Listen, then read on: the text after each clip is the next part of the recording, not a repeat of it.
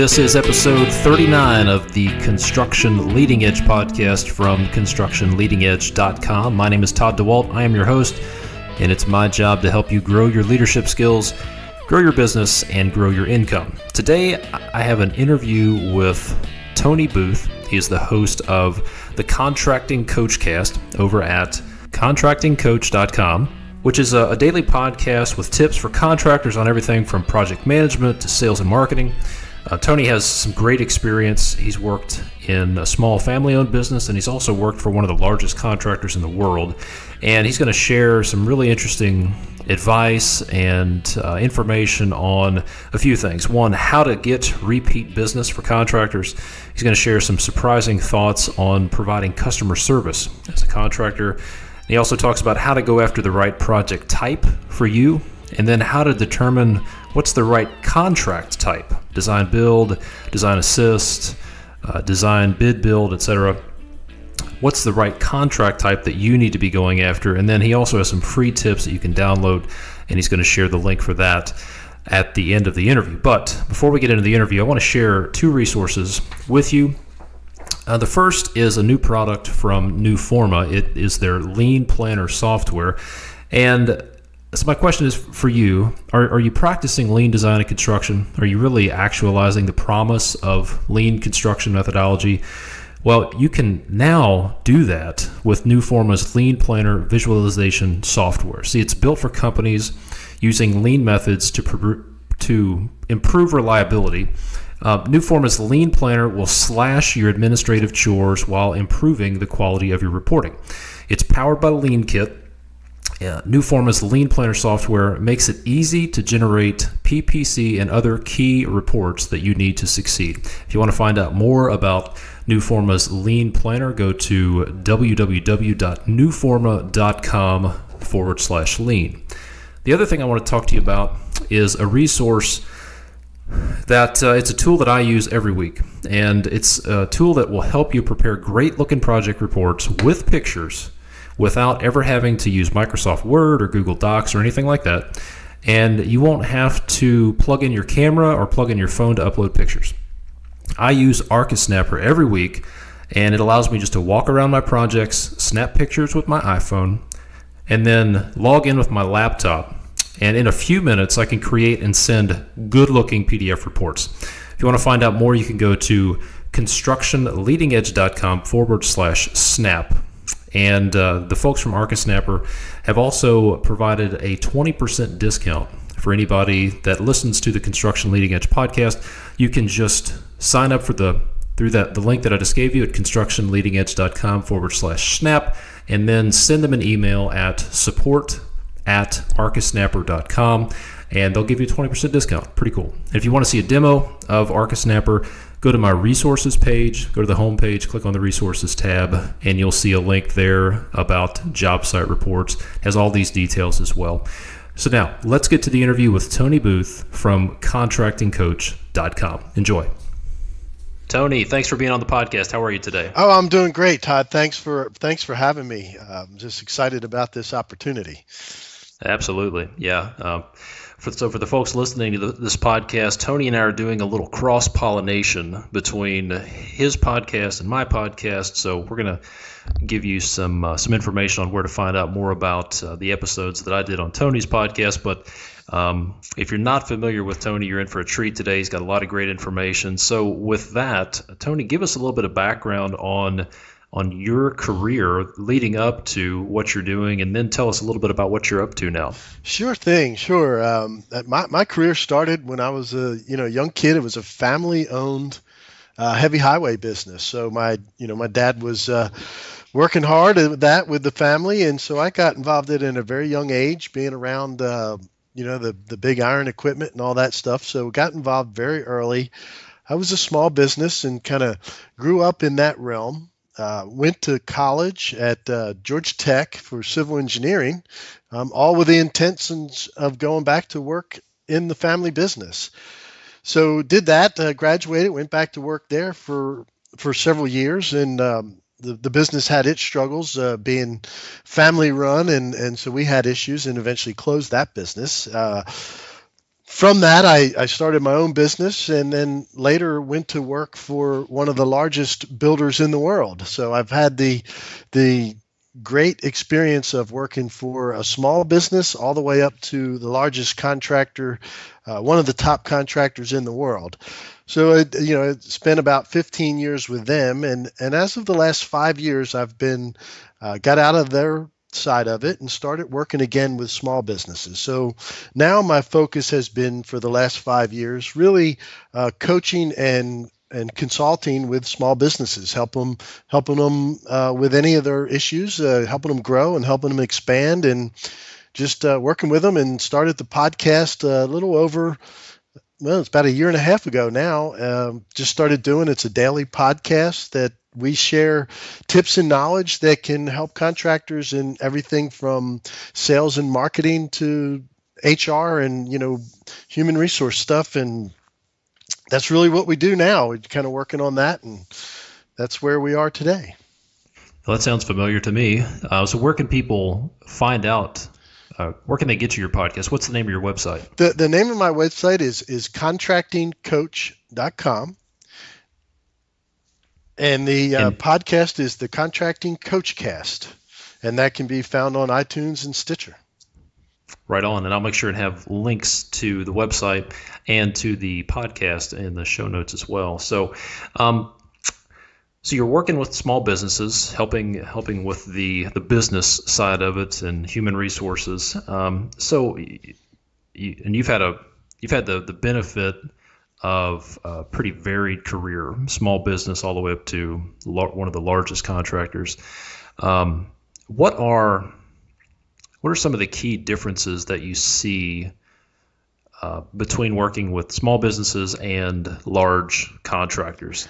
Not necessarily good or bad, but what are some of the key differences that you see there? Really one of the biggest things that really shocked me looking at the big business side was how strategic and how systemized everything was, from deciding what projects you went after, deciding who was going to run those projects, to how you would even price the project. I mean, the larger corporations have a very big, just a systematic approach to just about everything. And so when I saw that and started to learn that, I was like, wow, if I knew this knowledge when I had my small business, wow, we could have done a lot of things differently. So it's been great to take that knowledge and apply it to the small business side. And the reverse of that is watching the large businesses, because of all their systems, they were very slow moving. So, they couldn't adapt to changes very well. So it's really good to take a small business and give them some of the tools that the large businesses use, but they still have that flexibility of a small business. It really can really take them to a level that's hard to compete with. Yeah, I agree. Having a nimble yet strategic small business that has the right tools, that's where the growth really is. I'm convinced, and I'm one of the things I've figured out is that really one of the keys to growth is infrastructure. You have to have the right systems in place, and frankly, I've used the analogy that when it rains, the weeds grow too. So if you have systemic problems in your business, you may not want to grow because those problems are going to grow too. And if you want to grow your business, you need to get some systems in place and get more strategic about it. That's absolutely true. And that's, it's funny you mention that, because that's usually one of the first questions when I get working with my clients, my coaching clients, is, the first thing that I'll ask them is, what are they looking to accomplish? And, 9 times out of 10, the immediate answer is, I want to double my revenue. And my next question is, well, just why do you want to do that?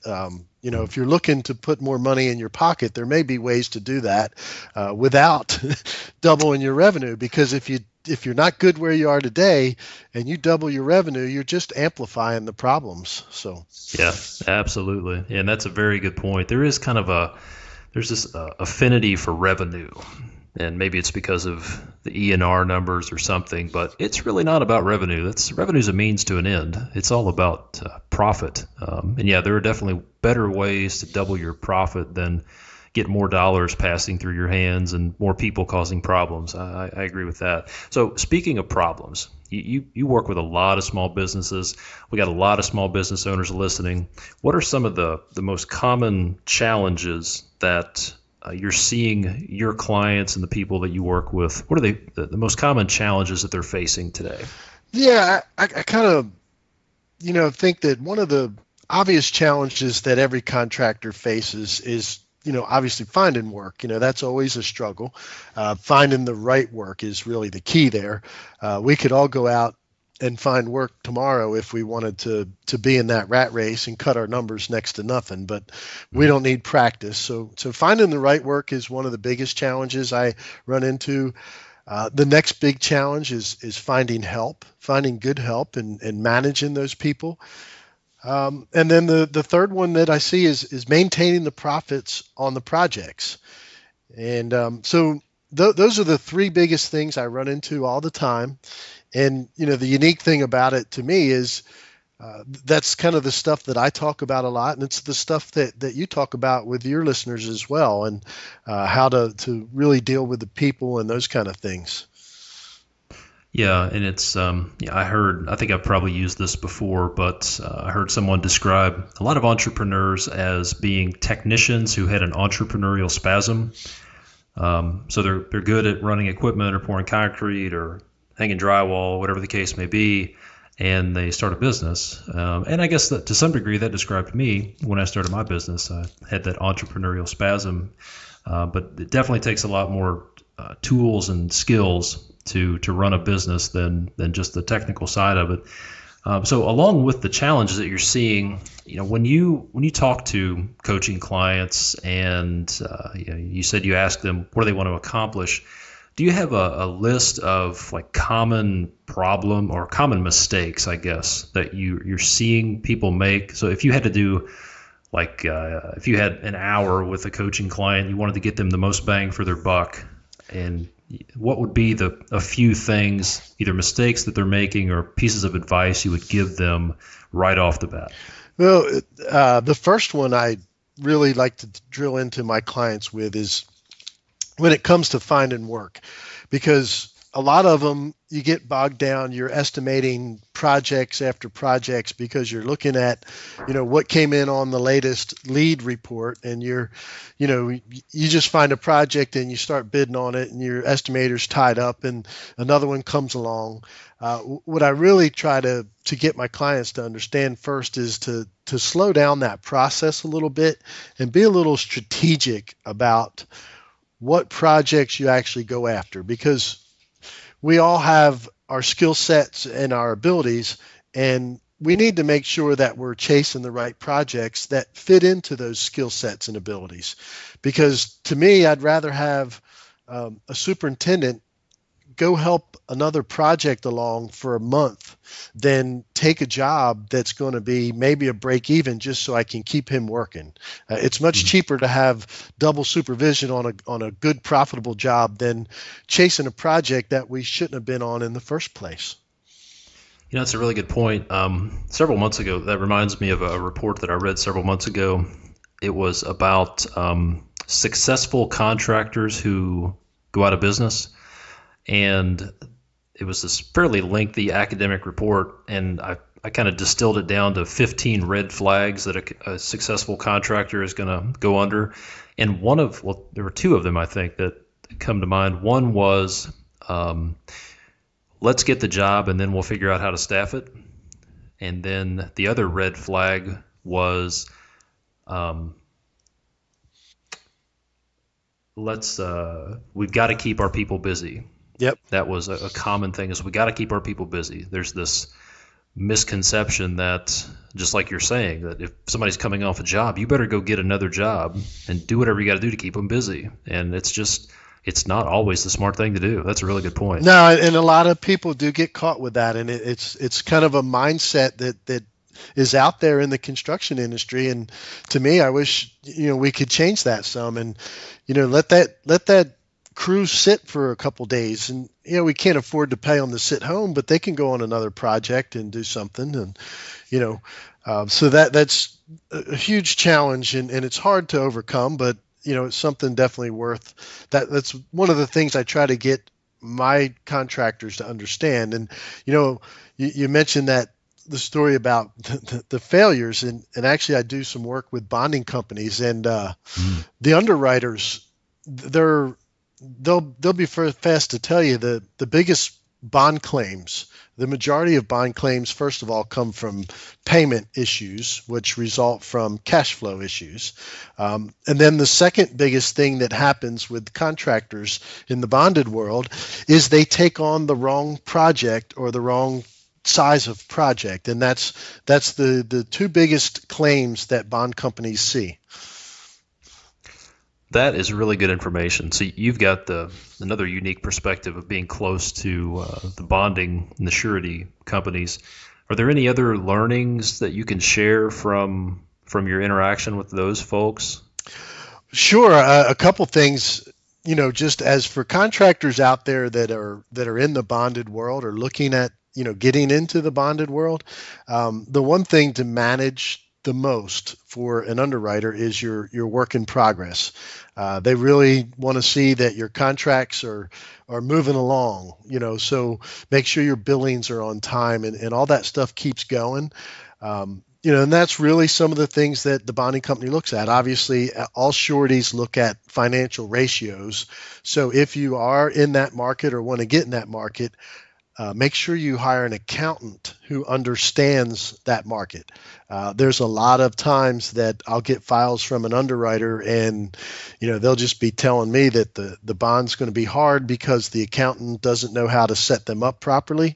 So that's just, one of the two things. If you're in that market or want to get in that market, make sure you have a good accountant that understands construction and make sure you manage that work in progress. Yeah, that's good advice. And something else that I've seen, and tell me if this is common or what your advice would be.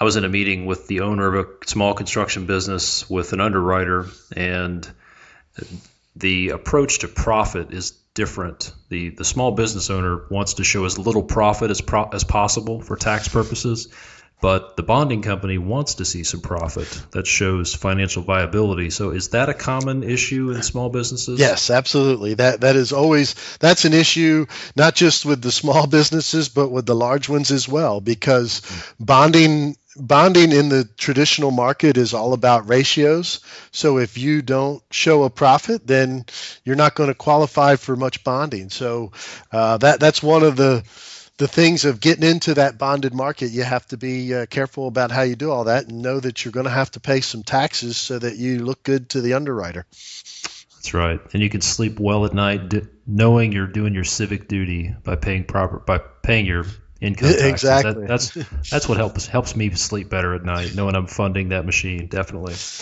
Well, let's talk about one of your specialties, and that's business development, selling, and we're going to also talk about how to provide top customer service. And then we're going to get into something you alluded to, and these are you've got 6 tips for choosing the right projects. We're going to talk about that in a few minutes. But first thing I'd like to talk about is if we go back to the beginning, the early stage of the life cycle of a project, we're in business development mode. We got a project that's out for bid, or we're trying to negotiate a contract. Do you have some sales, business development tips, strategies, advice you can share with our folks?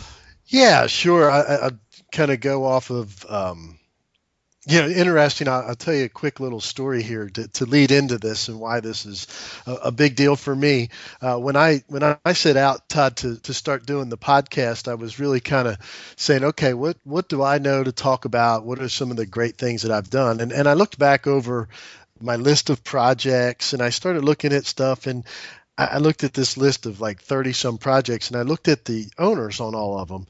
And I realized that over my career in construction, I've probably done 300 million plus in projects.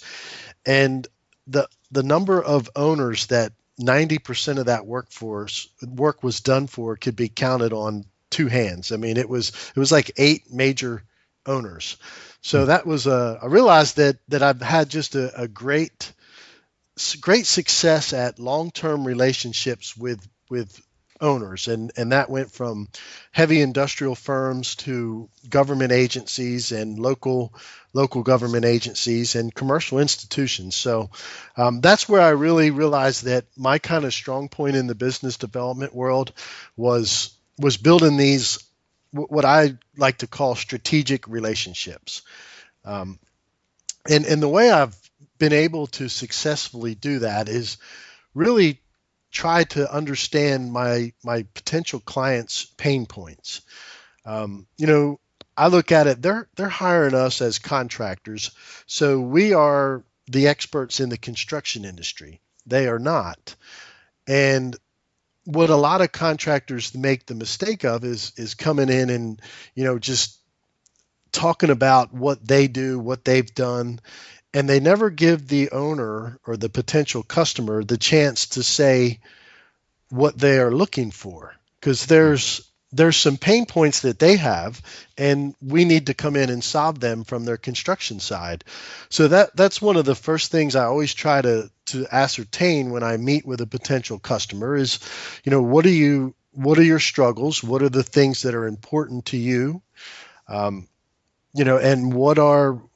how can we help you with that? So like a quick example of that we did very well with was, I know that when you work on government contracts, especially in the federal level, there's two sides of it. One's the contracting officer and one's the representative. And the construction rep, he wants the building. But the contracting officer, what's important to them is the paperwork, because they get audited and people look at their papers. So when you look at it that way, I knew that there's two sides of my job here. One was to build a building that was satisfying the construction rep, but the other side was to do the paperwork that kept my contracting officer out of hot water. So I got to know that up front so that I could understand, and then when I'm selling to them, I can tell them how much I pay attention to those details for them. Yeah, that was a key learning for me. Is it's not just about price. It's a lot of it is the procurement process, and as you said, keeping people out of trouble and then making them look good. Also, that's a big deal. Yeah, and a quick story. I'll give you a little quick story on that. Just really how building these strategic relationships turn into something amazing. We did a lot of work for one government agency, and there was a lot of best value contracts, and that's where price is not the only determination. They want to look at your technical proposal. Well, because we had built some great relationships with this client, we knew about their training, we knew about their issues that they had on the base. We knew all kinds of things about their security and everything about them that we could, because we'd sit and talk with them.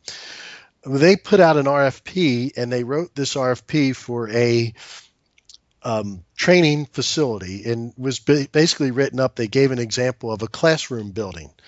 Well, we knew from our interaction with them that it was much more than that. It was a scenario where they do live scenario training.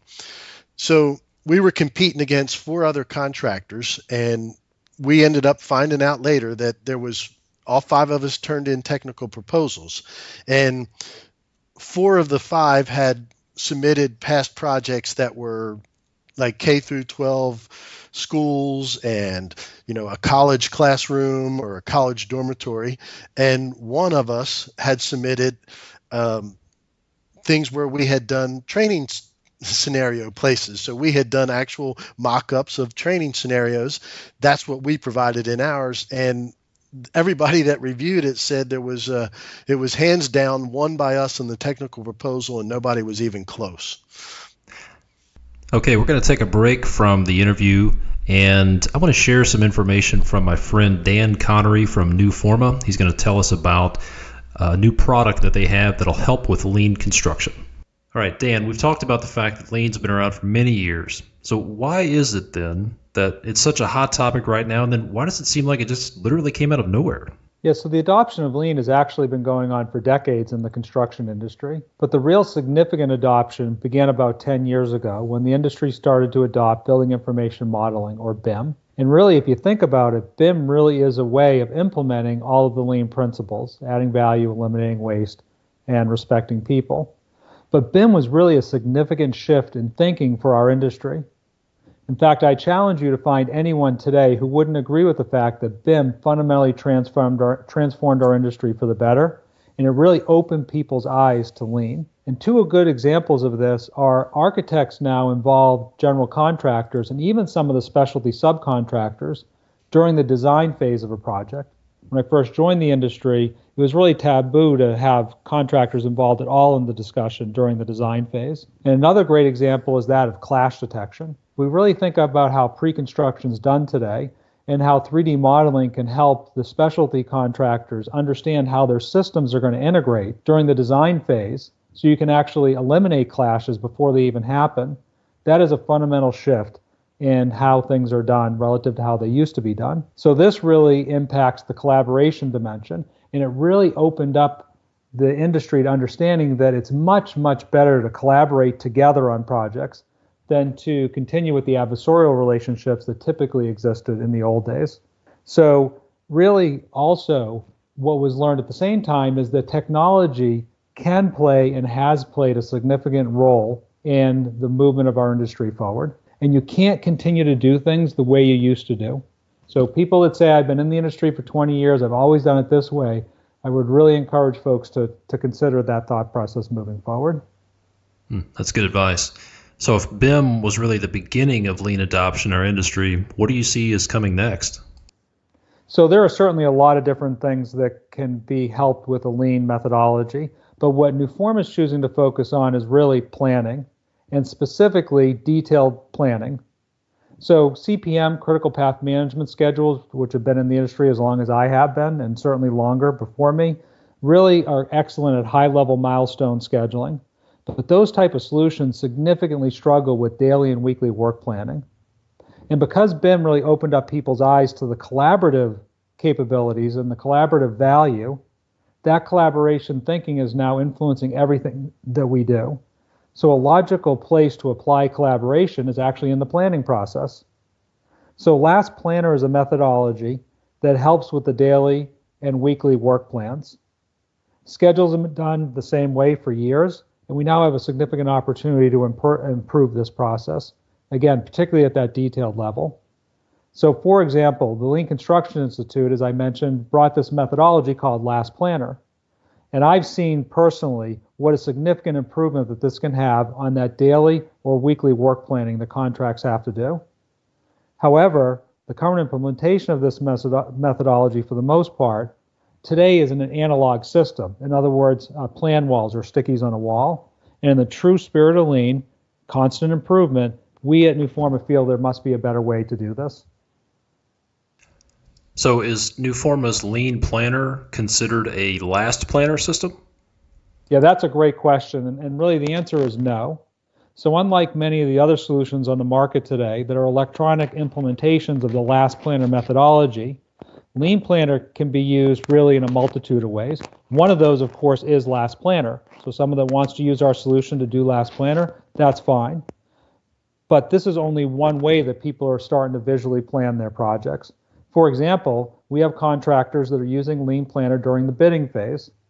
And LeanPlanner would be complete overkill for a bid process. But LeanPlanner is a great, simple solution to manage bids as they move through their workflow. Awesome. Great stuff. Well, Dan, I appreciate you coming onto the podcast to share more resources and advice on adopting lean methodologies in the construction business. So, folks, if you want to learn more, you can go to newforma.com/lean, and I'll have a link on the show notes for this podcast if you want to just follow that. So, Dan, thanks again for being on the show. You're welcome. All right, let's get back to that interview with Tony Booth. Yeah, that's where you want to be. I've heard it said, I don't know, this may not be necessarily appropriate, but Charlie Munger, who is Warren Buffett's partner, he said, you want to be competing with a bunch of idiots, or maybe a better way to look at it is you want to make your competition look like idiots, like they're not even in the ball game. Yeah, that's exactly right. That's exactly right. And just by being there and working with people, you can learn a lot of stuff, and you can really make your competition look like they just don't even know what they're doing. Yeah. So I'd made the statement that business development starts early on in the project during the bidding phase, but I think that's wrong. I think, especially if you're trying to land repeat business, the business development phase actually starts when you're on the project. Would you agree with that statement? Yes, for repeat business, absolutely. Yeah.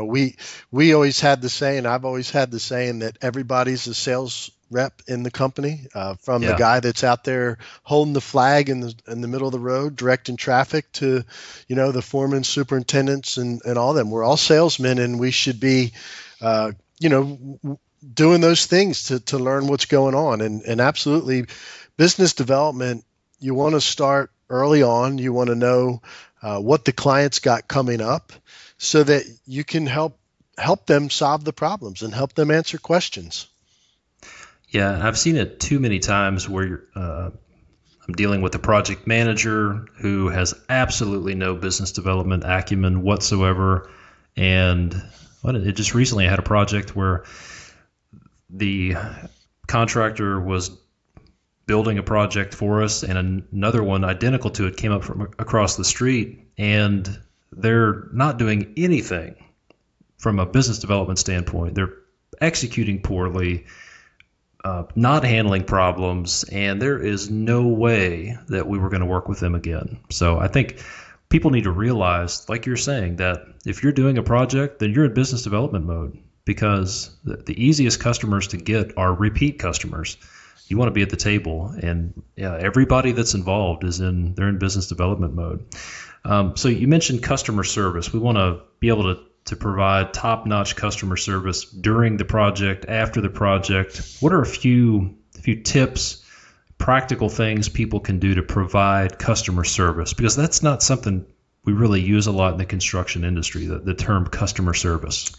No, and it's a shame. A lot of people don't think it is customer service. I'll tell you the biggest thing that I've always directed all my teams and everybody, and this is my motto that I kind of live by, is I strive every day to make other people's jobs easier. And so I look at that from a 360-degree standpoint on projects and in my business. So whether it's a supplier, subcontractor as well, I try to make everybody's job easier. If I can do a little bit every day to make my customer's job a little easier, then they're never going to forget me. They're going to know that I was always there trying to help them. And they're going to in turn help me. I mean, it's just the way it works out. And I turn that not only to my customers, but I turn that to my subcontractors and vendors as well, because when I help a subcontractor out, and maybe that's helping him get coordinated and lay out or make sure he makes a little good profit on the project, at the end of the day, he's going to turn around and help me out when I need it. So what are some practical things, maybe some things you would do on a day-to-day basis to provide customer service to a client? I mean, is it like I've worked with a guy that I learned so much about relationships from. His name's Greg Lazinski, and I interviewed him several months ago. And one of the things he was famous for with our clients was his response time. He was traveling the country, but if you called Greg Lazinski, you could just about bet you were going to get a call back within 10 minutes, no matter what. So are there other things like responsiveness that people can really focus on to amp up their customer service? Yeah, there are a few things that I always tried to stick to. And one of the first ones that I always try to do, and it can be difficult at times and it takes a little while to get used to, but I try to, when I'm looking at whatever it might be, an issue or a problem or anything at all, I try to look at it not just from my point of view, but then try to put myself in the customer's point of view. So that can be anything from writing an email about maybe it's a delay in your payment, anything like that. So when you're sitting there as a contractor, we're upset. They haven't paid us. The contract says to pay me in 15 days, and I haven't been paid. And we can go on and write this email about giving them a hard time that they haven't paid us. But sometimes it takes a maybe you look at it from the customer's point of view, and you might say, well, okay, well, what might they be struggling with on this payment process? Or maybe there's somebody else that they need to get the check cut from, or something like that. So when you look at it from their point of view, then it makes you take a little bit easier approach to things and a little bit more of a collaborative approach. And it's about learning. And this is where repeat customers make such a big difference, is because in that first project, you learn what some of the issues were, and you can correct them and lead to solutions in the next contracts as time goes on. So that's one way, is always try to look at the other person's point of view and really keep that in mind. That's good advice. So one tip I've picked up is to focus on the situation, not the problem. Try to objectify the problem as much as possible and avoid putting blame on anyone. Like I try to not use the word you in situations like that, where it's, there's like the payment issue. You could say, "Dear Tony, you haven't paid me. You need to give me a check. You are screwing me over," etc., which is how I've seen it handled in some cases. The more diplomatic approach would be to say, "I wanted to see if you could check on the payment, our payment. If there's anything you could do to help, thank you very much." But to objectify it, and you don't want somebody to feel like they're having a finger pointed in their face when they read that email. Absolutely. I always tell everybody on my projects, I've got the broadest shoulders around, so lump it on me. And I often lead with that. Hey, what could I do better, or how can I fix something? And there's, especially if there's been a misunderstanding, and there's some issues, and maybe the customer's upset about something, and then my first thing to go at is an apology. Like, hey, I'm sorry, something obviously went awry here. I must have not explained something properly, or I must have missed something. What can we do to jump in and fix it? Yeah, absolutely. That's some of the best situations that I've ever been in have been where the best outcome of bad situations has been when I've said, "Hey, I dropped the ball. I'm sorry. Let's move past the problem and focus on the solution." So that's solid advice. Well, as I teased at a little bit earlier, you've got a list that you've put together of 6 tips for choosing the right projects. Can you talk to us a little bit about that list you put together? Sure thing. Yes. And this comes directly from what we talked about in the beginning, learning something from the big business that I could apply to the small business side. And the large businesses do this very well. So there's 6 kind of key areas that I talk about that you kind of put a project through its paces before you ever decide to spend your effort in chasing that project. And so that keeps us from what I call chasing losing projects. And really, the goal to me for any contractor, you shouldn't have any losing projects. I mean, a lot of people get the mindset, well, we're going to lose some and win some, but that's not a good mindset. My mindset is every project I go on, I should make a profit. And that's my right, and that's what we need to do. And that starts by, choosing the right projects. And there are 6 key areas that we talk about. And, we'll go through a couple today, but anybody can get, it's an ebook that I put together, and it's available over on my website, and we'll share that information. But one of the first things that I look at when it comes to the project is the project type. And what I mean by that is if you're a commercial builder and you've been building kind of commercial spaces for retail developments and maybe some restaurants and things like that, and all of a sudden there's an opportunity for a medical office building that you want to think that you should bid on, I'm going to say, that's not the best business for you. That's not the best building for you to bid on. If you haven't been in the medical industries, you have no idea about infectious disease controls. You don't know about, the special air controls and things like that. And if you don't have the staff in your company to handle those challenges on that project, you're going to get in there and you're going to think you have this great project going in, and you're going to be like, man, I can't believe I won this project. I got better margins than I normally have. And about 50% through the project, you're going to realize why you won it. And everybody else is going to be on the sidelines watching you struggle to meet the criteria because you didn't understand them. So I look at a project type, and the best way to explain it is you have to look at your history in your company or organization and look at your job costs and where you've made the best projects, the most money, where your expertise of your personnel are, what is the knowledge base of your company, and you want to stick to those types of projects. So when you're looking at a lead sheet and there's 6 projects coming out in your area, we don't bid on all 6. We find the best 1 or 2, and we put our full effort into winning that project. Instead of trying to bid 8 projects, 6 projects, put full effort into 2 of them and go out and win them. And it starts by choosing the right project type to go after. Now, that's good advice. It's not, you only have a certain amount of energy, time, and resources, and you're better off to throw all that after what you have the best prospect of making money at, not necessarily the best prospect of being the low bidder on. Definitely, that's good advice. What's the next tip out of that? The 6 tips you want to share with us? The other one is paying attention to the contract type, because again, this is a lot of skill sets go into managing the different contract types, and I see people all the time kind of think, oh, well, I'll get into this little design build contract, or I'll do this little cost plus contract. And they really were not ready to get into that and didn't have the skill sets.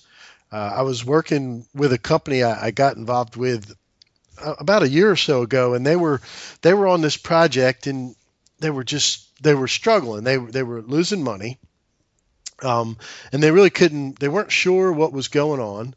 And so we got involved. I got involved with them on some other stuff, and we started taking a look at that project. And what we ended up finding out was the project was a unit price contract. So you would think that, oh man, how do you get in trouble with that?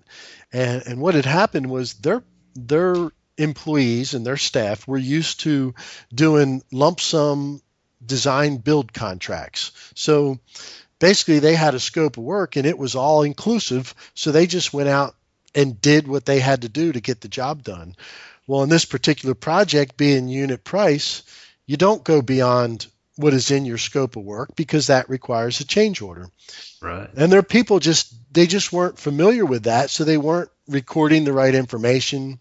They weren't taking accurate measurements on, units to bill. So you have to be careful of what your contract types are so that you can avoid getting, again, into a situation where you're on a project that becomes not just a loser, but it hurts other projects because you end up having to focus so much effort into a project that you should have never been on to try to save yourself that your other projects suffer as well. Yeah, no, it seems like not enough emphasis is put on reviewing the contract. It surprises me what people will sign up for without looking through the contract. And ultimately, it comes down to the relationship plays a big part of it. But yeah, you really need to understand what you're signing up for, and don't be so optimistic. I've told people if you're in trouble, well, there's an old saying: if you're digging a hole, the first thing you need to do is put down the shovel. And I've seen a lot of contractors who are in a hole and they're trying to dig their way out of a hole by going after bad work, projects they shouldn't go after, bidding too low, and it's like a downward death spiral. Never gets better. No. Nope, that's exactly right. And it happens. It's just something about the mindset of construction, I guess. And I mean, I know I was caught in that trap for a long time, and just whatever came out there, I made this same mistake with my business, and we ended up chasing a project that was it was a good 80 miles away from our shop, and we were a small civil contractor, so we weren't used to traveling. We were driving every day. We got into it. It was a sewer rehab little project. Wasn't big. It was something that we were used to doing. However, it was in an area we weren't familiar with. It was, we had to work with the local people, the local code officials who didn't know us, and there was traffic control issues, and we had some jacking under a main highway, and it was just a lot of stuff that it was the ultimate job we should have never bid on because it was out of our area. It was a little bit out of the scope we were used to. The guy that I had to put up there to run it had not had the experience with some of the stuff that he should have, but everybody else was busy on other stuff. And it was just one of those things. Had I spent the time really and looked at it, even though it was a repeat customer, I would have recommended that he hire somebody else for that particular project. Yeah, I think Jim Collins, he wrote a book called Good to Great. I think it's either in Good to Great or How the Mighty Fall. But one of his books, he talks about the Hedgehog Principle and how hedgehogs are good at one thing. When there's trouble, they roll up into a ball. Yeah. And that's what they're good at. And businesses need to follow the Hedgehog Principle. You need to figure out what you're good at and stick to that. Don't try to do anything fancy. Stay in your wheelhouse and be the hedgehog.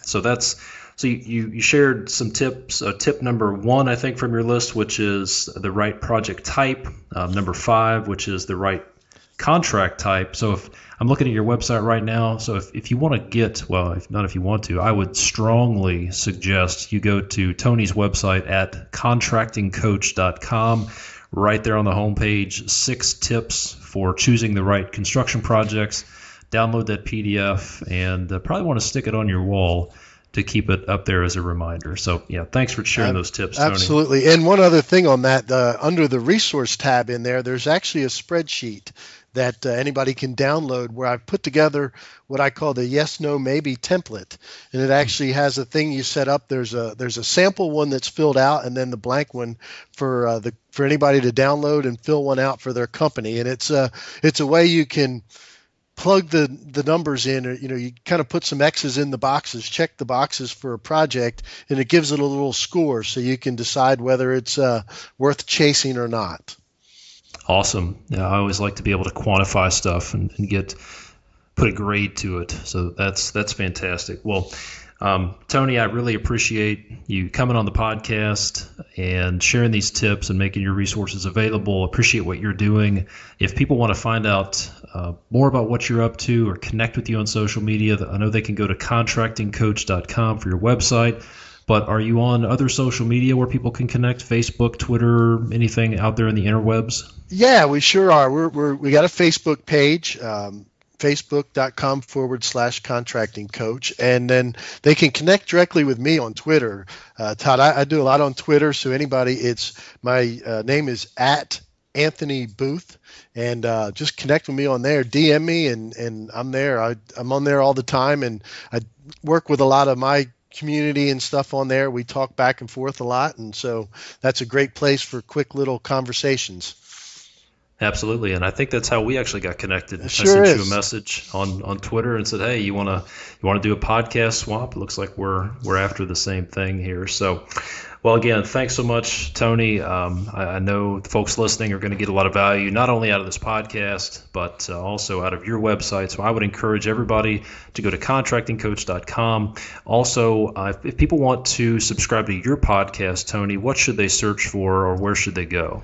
Just the easiest way is either on the website, you can listen to it there, or you can go to iTunes or Stitcher and just look for the Contracting Coachcast, and that's the easiest way to subscribe and get it every day, Monday through Friday. Awesome. Well, I appreciate you doing that, because I know that's some effort to get a podcast out there every day. So thanks for that, and thanks again for being on the show. Let me know if there's anything I can ever do for you, Tony. Awesome, and thank you as well for being on our show on the Coachcast. We really appreciate the time you spent with us as well, and look forward to more of it. Absolutely, it was my pleasure. Hope you enjoyed that interview with Tony Booth. the host of the Contracting Coach Cast. You can find out more about what Tony has going on at contractingcoach.com. I would encourage you to go check out his information. He has a daily podcast. I admire that, and he's cranking out good content for you guys as well. Send Tony an email. Go to his website. Hit him up on Twitter. All the links for the ways to connect with Tony are going to be on the show notes for this podcast. Tell him you appreciate it, and be sure to subscribe and listen to his podcast as well. Thanks for listening. Go to constructionleadingedge.com/039 for the show notes for this episode. And be sure to check out the resources page if you want to learn more about Archisnapper. And don't forget, check out Newforma's LeanPlanner at newforma.com/lean. Until next time, thanks for listening. I'm Todd DeWalt.